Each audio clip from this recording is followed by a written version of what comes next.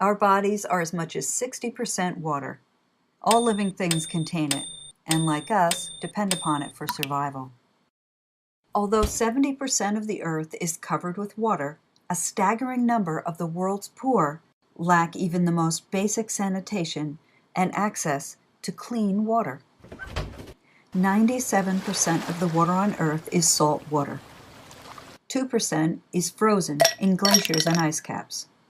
Only 1% is fresh water. That needs to be enough for everyone.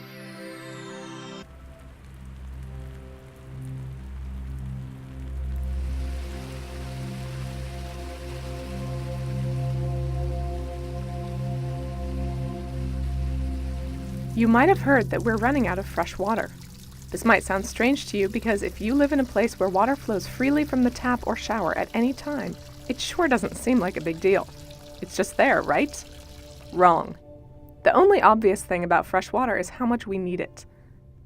Because it's essential to life, we need to think about it carefully. Right now, at this very moment, some people, women and girls in particular, walk hours and miles per day to get fresh water. And even then, it may not be clean. Every 15 seconds, a child dies due to waterborne diseases. This is tragic.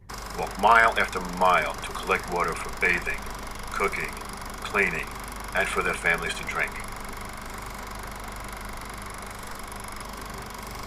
They can only take back home as much as they can carry.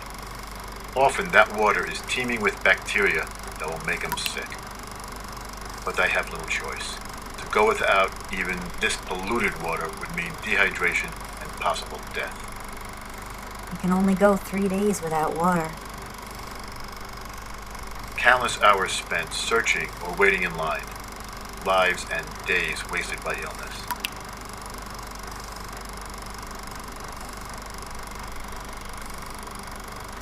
Time lost that could have been spent in school, at work, planting, building, providing for their loved ones.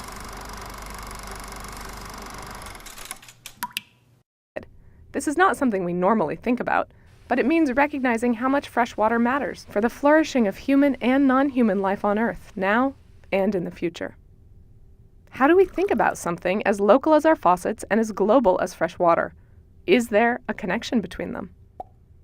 Many people assume that fresh water shortages are due to individual wastefulness, running the water while you brush your teeth, for example, or taking really long showers. Most of us assume, therefore, that water shortages can be fixed by improving our personal habits, taking shorter showers, or turning off the water while we brush our teeth. But global fresh water scarcity neither starts nor ends in your shower. Globally, domestic use of fresh water accounts for only 8% of consumption. 8%! Compare that to the 70% that goes to agriculture and the 22% that goes to industrial uses. Now, hold up. You're not off the hook. Individual habits are still part of the puzzle. You should still cultivate water virtue in your daily life. Turn off the tap when you brush your teeth. But still, it's true. Taking shorter showers won't solve global problems, which is too bad. It would be much more straightforward and easier if virtuous individual actions could do the trick. You'd just stand there for 30 seconds less and you'd be done with that irksome planet-saving task for the day.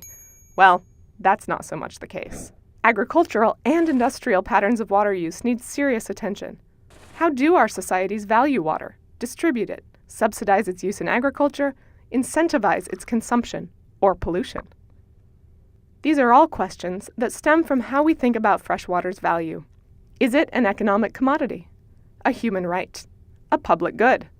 Nobel Prize winners, global water justice activists, transnational institutions like the United Nations, and even the Catholic Church are at work on the issue. But it's tricky, too, because the business of water became very profitable in the 20th century.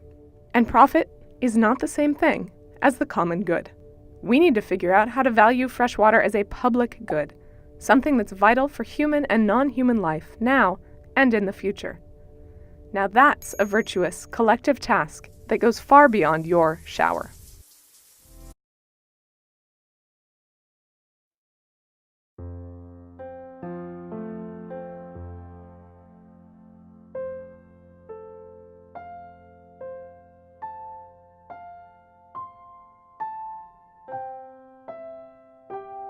Every 20 seconds, a child dies from a water-related illness like diarrhea.